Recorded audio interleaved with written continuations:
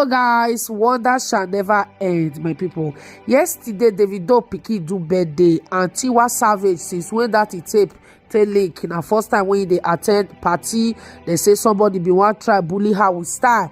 Now there the Davido no can agree that one. Oh, so my people, we go talk this matter well because a lot they go on. People they vex say why Tiwa Savage no come back, and people also dey vex say why Tiwa Savage dey carry body, and then na him be say make us dey everybody phone, and she still dey do like say she no send. She must do say she send. Now say see wahala. So my people, we go talk about the Davido pikin birthday, Ifeanyi and Chioma and all. Now we want to talk for this video, so make you just stay tuned, guys. Then meanwhile, good morning, good afternoon, good evening, anytime when I will take come across this very video.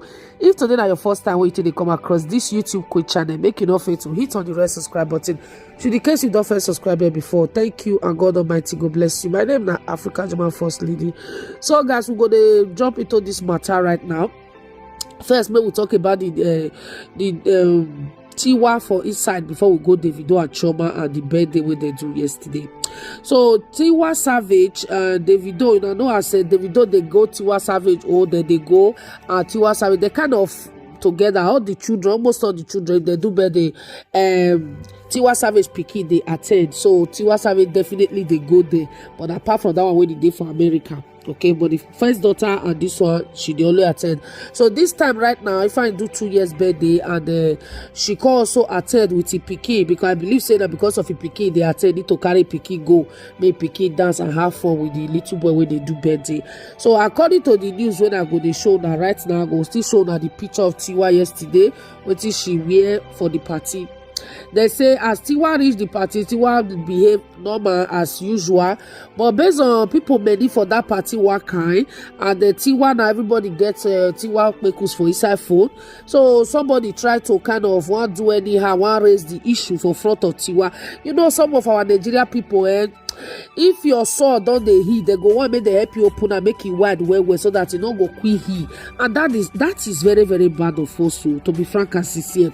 So but glory be to God, say they say this matter with me they tell you, so Davido not take am lightly, and so we take here for Instagram right now. Now know as they take put on, and so I take they bring am. So they call stop am. You don't even surprise me. Oh, I kind of believe this person will talk this thing. Why I believe be say somebody even go meet go write Tiwa Savage. I don't know if I see the write up, I go put on here. Go write and say he need the full video. We never see the video. You can imagine go write somebody. Say you need video of something like that. I think I'll go bring her call before now, because say I don't like put again. Somebody write to Tiwa Savage say he need that video. You can imagine that.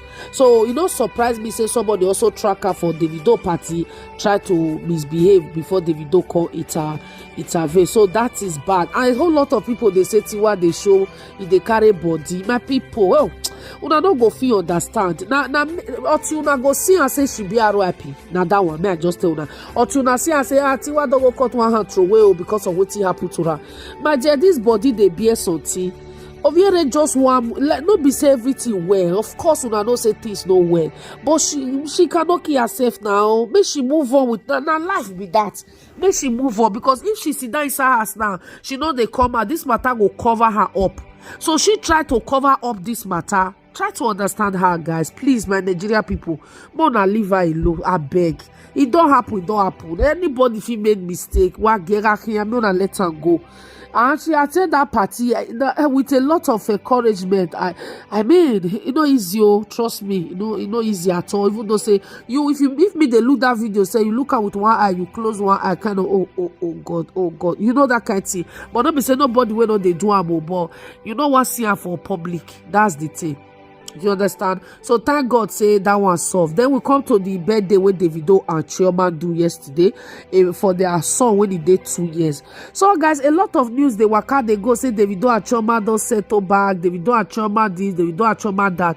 As many of you know, me I know say Davido and Chioma, for me, oh sorry, oh I beg.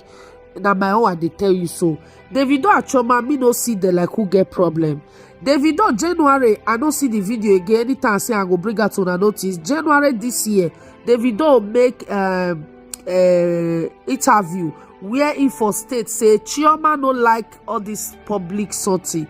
all this their news, he always the day front paper. So he go try all his best to work hard, but he no say no easy. So since then, this guy have been working hard. They stop to they bring themselves together for a party. The Tiwa Savage invites Davido for burial that day. Davido no dey say Chioma. So for me, I don't believe one day say they no day, because I watched that interview of this year 2021 of Davido, where he talks say he try best to follow Chioma way to take everything away from social media, because Chioma no dey cool with their stuff for social media. And I know now when they talk their news every day, Davido must day news. Apart from when they say he do that girl, when he constantly see the picture online, he can't go hide. Okay, when I don't see Davido do another thing, just they do it or face in music. If he come, he go show it picky, they show him and Chioma, they show him. So they try to take everything off. And truly, since when they take her off now, everything work out good for them. They now have their peace. They do their thing without nobody need to film, nobody need to record them. So for me, I don't believe one day say Davido and Chioma no dey. It don't be what I believe. And Davido brother to talk about, they say, they need to say you are my brother day. And the time when I take day, all these things are strategy just to make her quick, make it come off for our mouth, because our mouth Davido Chioma. So Chioma don't like that kind of thing. I beg that video, if I see him, I go bring her. I don't feel celebrate say they don't come back. They don't feel leave each other before. They don't get when they tell each other. That about how many months ago Davido dey with PK. He can't show lady PK. He himself not show himself, but he put voice. Chioma no show himself. So they do things off camera because that's the way Chioma wants it. Oh, now my own belief be that one. And so they take the door. So for me, the day before. And their baby now do birthday, and you see how they even do for the party. Just watch very well the video. I go put the video for Papa Kevin 101 guys later. Make una watch her for there. I wish their pikin happy birthday, guys. Make una join me to wish Ifeanyi. I think that Ifeanyi be the boy name. Happy birthday, Davido first son.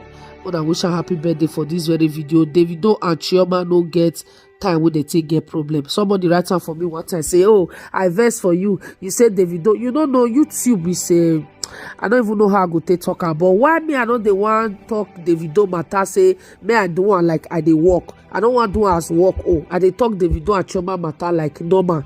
Okay, because these two people are people when I like so much, and I know say they just want to take their stuff out of media. How they go take her off? They need to let you believe say they know they again. They need to make you not see them together. I believe say they do this thing before if they don't marry. Because that marriage of a thing, you just they chop you for free, you bought for free, you do for free. So that was too much, and Chioma now no fit bear am. So the thing kind of bring problem for them. So I go look for that video, try to drop her for this YouTube quick channel. No, for Papa Kevin 101 channel. Okay, guys. So now what we get for this video we want to talk about be this. I want also beg Nigerians more than leave this girl alone. Tiwa Savage, I beg. Make una leave her, make she do her own, make she they go public place as she they go. So may nobody stop her to the ask her video. Jesus. My God, una get my sha. That's why the Buhari they call una lazy youth sha, for real. Thank you all guys for being here. My name is African First Lady, one of Dosland, aka YouTube Queen. You guys already know, like, subscribe, and drop your comment in the comment section below. Stay blessed and then guys, bye.